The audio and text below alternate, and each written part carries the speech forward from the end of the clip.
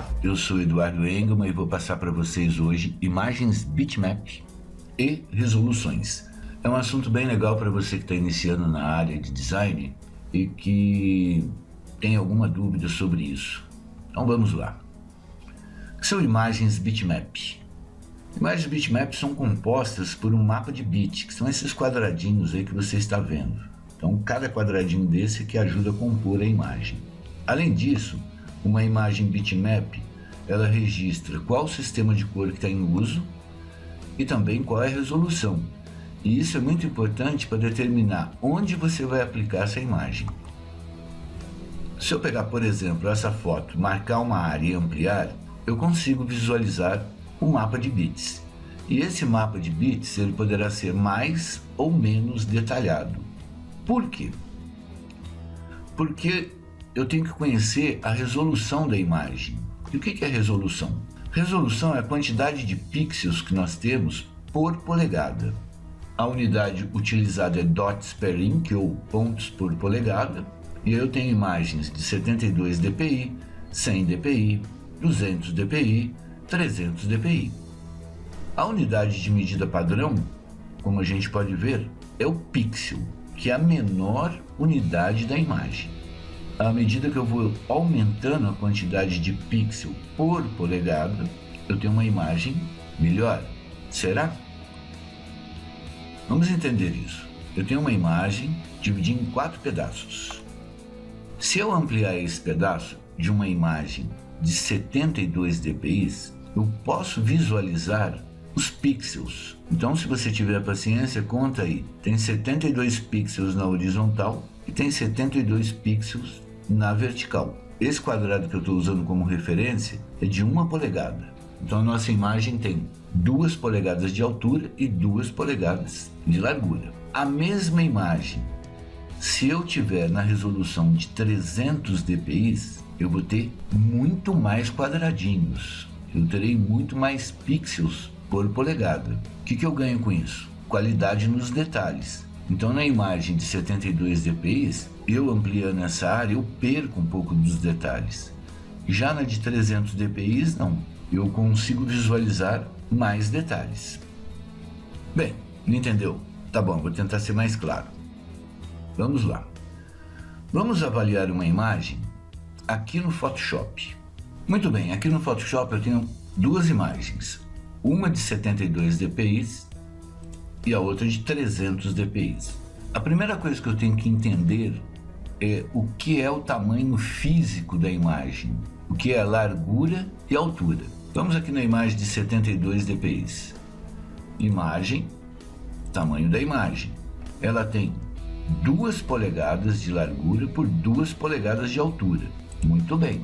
Vamos na de 300 dpi. Opa, parece que ela é maior. Vamos ver? Imagem, tamanho da imagem, 2 polegadas por 2 polegadas. Só que a resolução está em 300 dpi.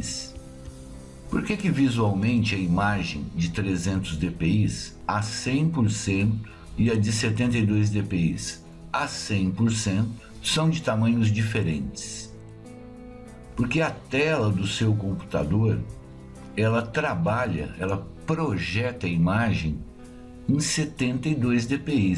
Logo, aparentemente, essa imagem aqui, ela é menor, mas não é. Na verdade, para eu visualizar 2 polegadas em 300 dpi, a tela do computador precisou utilizar mais áreas. Isso às vezes confunde. Vamos tirar dúvida disso. Nós vamos migrar por um software, que isso vai ficar bem claro que é o InDesign. Eu vou trazer as 2 imagens. Lembre-se, as duas têm 2 polegadas de largura e altura. Então eu vou pegar a imagem de 72 dpi, clicar aqui na tela do arquivo do InDesign, tá aí minha imagem de 72 dpi. Arquivo, inserir, vou pegar a imagem de 300 dpi, cliquei, as duas estão do mesmo tamanho. Fisicamente elas estão do mesmo tamanho, largura e altura. Agora vamos comprovar uma coisa sobre qualidade da imagem. eu vou pegar a lupa e vou ampliar essa área. Observe, a imagem de 72 dpi já apresenta serrilhado. A imagem de 300 dpi não apresenta serrilhado. Por quê? Porque ela está com uma qualidade melhor. Note também o seguinte, que na imagem da esquerda, que está em RGB, parece que a cor está melhor. Claro que está melhor. O monitor também projeta a cor em RGB. Quando eu mudo para o sistema CMYK, eu tenho uma perda razoável, dependendo da cor. E eu percebo que mudou. Por quê? Porque um trabalha com luz, o da esquerda, o da direita trabalha com pigmento. Então a própria tela, ela me passa isso visualmente. Note também o seguinte, se você prestar atenção aqui nas sardas da menina, elas estão com mais destaque. Olha, não sei se você consegue comparar aí. Então quando eu for tratar uma imagem para a área de impressão, eu tenho que ficar atento a esses pequenos detalhes.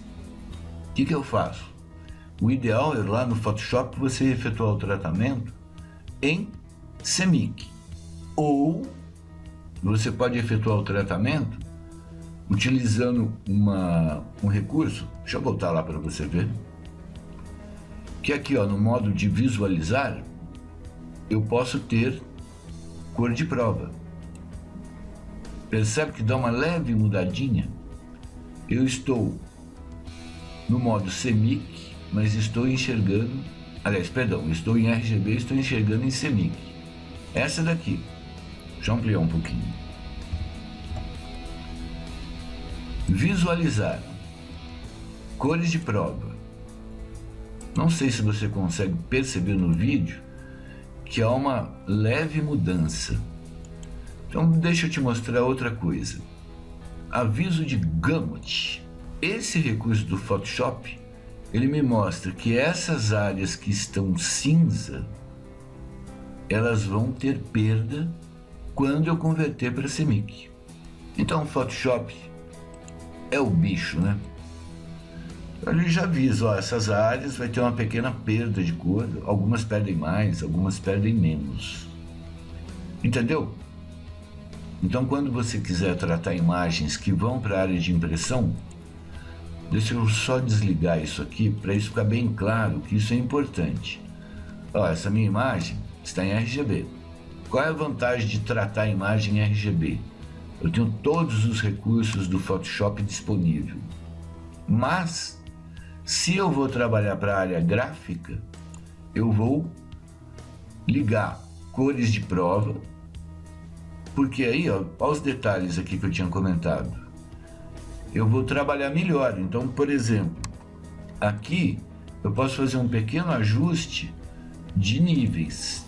Então, eu vou subir um pouquinho aqui o meio tom. Olha lá como eu já valorizei essa área. Entendeu? Tem que tomar cuidado com isso. Tamanho, resolução, sistema de cor. Isso é que faz o diferencial de você tratar uma imagem adequadamente, salvá-la para posteriormente ou aplicá-la num catálogo, num folheto, numa revista ou em uma tela, né, de web, de aplicativo, enfim. Isso é muito importante. Conhecer resolução, sistema de cores, enfim. Isso é que eu estou tentando passar para vocês. Então com isso, né, eu tenho algumas indicações. Então 300 dpi eu uso para catálogos, folhetos, revistas, embalagens. 200 dpi uso para jornais. O jornal ele usa um papel muito absorvente, então a hora que imprime, a tinta abre. Tecnicamente isso chama ganho de ponto. Se eu colocar 300 dpi, vai ficar tudo emplastado, vai ficar muita tinta. 100 dpi é mais indicado para esses trabalhos domésticos, trabalho de escritório, né? Você faz o seu TCC e vai imprimir para mostrar para o professor. Pode usar 100 dpi, se bem que 72 dpi também fica legal para esse tipo de trabalho doméstico. 72 dpi eu uso para tela, E aí tela eu tenho vídeo, apresentações, projeto web, aplicativos, banners digitais, que é uma tendência, né? Aliás, nos grandes centros urbanos estão usando muito isso, fica bem legal. Mas na real, vamos pensar a coisa. Eu não preciso de 300 dpi ou 200 dpi. Por quê? A matemática da coisa funciona em 72 pixels por polegada. Essa é a referência. Só que, por exemplo, para catálogo, folheto, revista e embalagem, 72 vezes 4 vezes dá 288 dpi. O que acontece? O meu arquivo vai ficar um pouquinho menor. Por que se fala 300 dpi?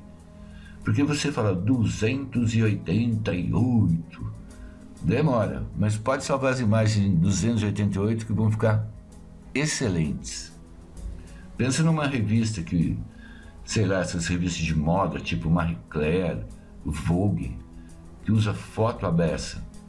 Imagina o tamanho do arquivo disso. Aí você tem que armazenar, fazer backup, vai economizar espaço.